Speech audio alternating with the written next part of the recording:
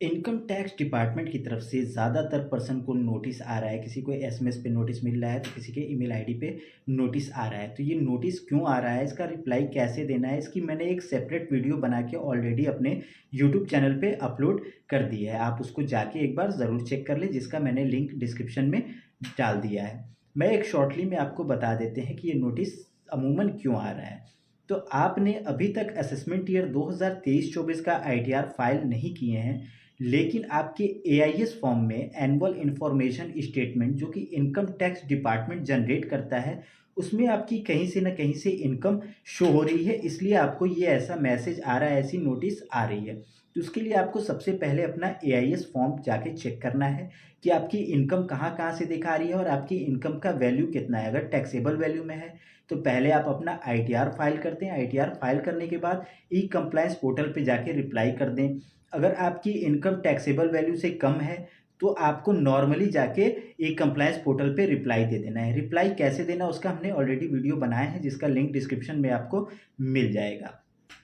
लेकिन बहुत से ऐसे भी पर्सन हैं जो कि अपना आईटीआर फाइल करती हैं असेसमेंट ईयर 2023-24 का, लेकिन उनके पे भी ये नोटिस आ रही है, ऐसा एसएमएस आ रहा है। तो उन लोगों पे ये एसएमएस आने की वजह सिर्फ एक है कि उनका जो आईटीआर की डाटा है वो उनके एआईएस फॉर्म से मैच नहीं हो पा रही है, इसलिए उनके पे ऐसा मैसेज भेजा जा रहा है, ऐसी नोटिस भेजी जा रही है।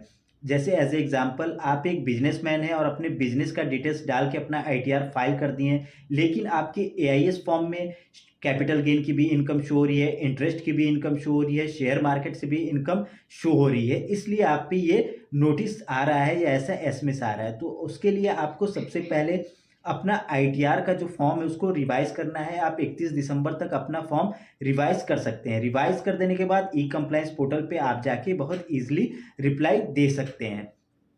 अगर आप 31 दिसंबर तक नहीं रिप्लाई दे पाते हैं, फिर भी आपको एक मौका रहेगा, आप अपडेटेड रिटर्न भी फाइल करके कंप्लायंस पोर्टल पे जाके आप इसका रिप्लाई दे सकते हैं। ये जो नोटिस है, ये जो एसएमएस है, ज़्यादातर ऐसे पर्सन को भेजा जा रहा है जो कि कैश में बहुत ज़्यादा ट्रांजैक्शन कर दिए हैं, या तो क्रेडिट कार्ड से बहुत ज़्यादा ट्रांजैक्शन किए हैं, या उन्होंने शेयर मार्केट में पैसा लगाया था, कोई शेयर में बेचा है, सेल किया है, उससे अच्छा खासा गेन हुआ है। तो वैसे कंडीशन में ये एसएमएस भेजा जा रहा है, ये नोटिस भेजी जा रही है। तो उसमें भी एक यही कंडीशन है कि आप अपना एआईएस फॉर्म चेक कर लीजिए। अगर आपकी टैक्सेबल वैल्यू में आ रही है इनकम तो अपना आईटीआर फाइल कर दीजिए। आईटीआर फाइल करने के बाद ई कंप्लायंस पोर्टल पे जाके रिप्लाई दे दीजिए। अगर आपकी इनकम टैक्सेबल वैल्यू में नहीं आ रही है तो आप तब भी एक कंप्लायंस पोर्टल पे जाके रिप्लाई दे दीजिए। तो चलिए हम लोग सबसे पहले अपना एआईएस फॉर्म चेक करते हैं कि हमारी इनकम कहाँ कहाँ से आ रही है। तो उसके लिए आपको अपने मोबाइल में या कंप्यूटर में सर्च कर लेना है ई फिलिंग। सर्च करने पे इस तरीके से ऑफिशियल वेबसाइट खुल के आ जाएगी। यहाँ पे आपको राइट साइड में एक लॉगिन का बटन दिख रहा है, एक रजिस्ट्रेशन का। तो अगर आपके पास यूज़र आईडी और पासवर्ड है तो आप लॉगिन पे क्लिक करके लॉगिन करेंगे। अगर आपके पास लॉगिन आईडी और पासवर्ड नहीं है, आप फर्स्ट टाइम इस पोर्टल पे आए हैं, तो रजिस्ट्रेशन वाले बटन पे क्लिक करके पहले आप बेसिक सी डिटेल्स डाल के रजिस्ट्रेशन कर लेंगे। अगर रजिस्ट्रेशन करने में आपको किसी भी प्रकार से दिक्कत आती है तो हमने ऑलरेडी इस पर वीडियो बना के अपलोड किए हैं रजिस्ट्रेशन पे, आप उसको देख के पहले रजिस्ट्रेशन कर लीजिए। रजिस्ट्रेशन कर लेने के बाद फिर आप यहाँ से लॉगिन वाले बटन पे क्लिक करेंगे। क्लिक कर देने के बाद यहाँ पे आपको अपना पैन कार्ड नंबर डालना है। फिर जो आपने रजिस्ट्रेशन टाइम में पासवर्ड बनाया था उस पासवर्ड को आपको डालना है। पासवर्ड डाल देने के बाद फिर यहाँ से कंटिन्यू करके लॉगिन करेंगे। लॉगिन करने पे इस तरीके से आपका लॉगिन पैनल खुल के आ जाएगा। यहाँ पे आपको सबसे पहले कंप्लायंस पोर्टल में जाके अपनी नोटिस को चेक करना है। तो उसके लिए पेंडिंग एक्शन में जाएंगे, फिर यहाँ पे कंप्लायंस पोर्टल पे जाएंगे, क्लिक कर देंगे। क्लिक करने के बाद यहाँ प्रोसीड का एक बटन आ जाएगा, प्रोसीड कर देंगे। प्रोसीड कर देने के बाद इस तरीके से पेज खुल के आ जाएगा। यहाँ पे ई कंप्लायंस का जो ऑप्शन दिखा रहा है सेकंड नंबर पे, हम लोग उस पर क्लिक कर देंगे।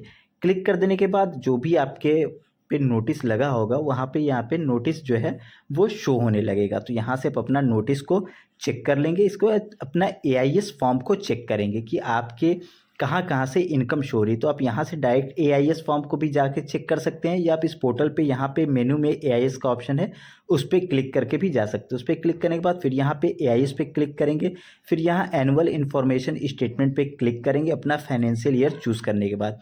क्लिक करने के बाद फिर यहाँ पे आपकी जहाँ से भी इनकम होगी सारा का सारा यहाँ पे डिटेल्स आपका शो ऑफ होने लगेगा।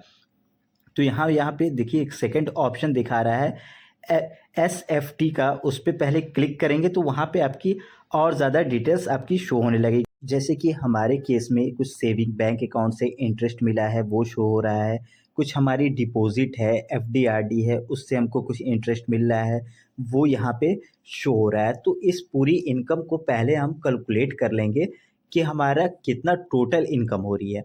तो उसके लिए आपको सबसे पहले ऊपर स्क्रॉल डाउन कर लीजिएगा, आपको एक ऑप्शन देखने को मिलेगा, वहाँ पे आप चले जाएंगे।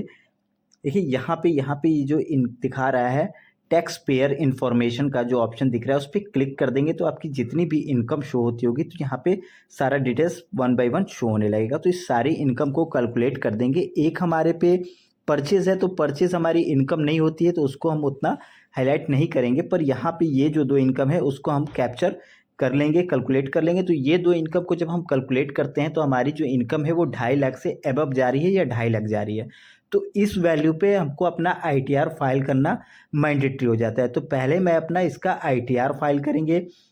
ITR फाइल कर लेने के बाद एक एक्नॉलेजमेंट सर्टिफिकेट मिलता है, उसको डाउनलोड कर लेंगे और उस पर एक एक्नॉलेजमेंट नंबर होता है उसको कॉपी कर लेंगे। कॉपी कर लेने के बाद फिर से ई कंप्लायंस पोर्टल पे जाएंगे और जाके ई कंप्लायंस पोर्टल पे रिप्लाई दे देंगे। रिप्लाई कैसे देना है उसका हमने ऑलरेडी वीडियो बना के अपने चैनल पे अपलोड कर दी है, जिसका लिंक भी हमने इसके वीडियो के डिस्क्रिप्शन में दे दिया। उसको जाके आप चेक कर लीजिए कि कैसे आपको इसका रिप्लाई देना है, और जो ITR फाइल किए हैं वो भी कैसे रिप्लाई देंगे। जो ITR फाइल नहीं कर पा रहे हैं या उनके टैक्सेबल वैल्यू नहीं आ रही है उतनी, तो वो कैसे रिप्लाई देंगे उसके बारे में मैं उस वीडियो में बताया हूँ। तो उस वीडियो को जाके एक बार चेक कर लीजिए, देख लीजिए, फिर अपना इसका नोटिस का रिप्लाई दे दीजिए।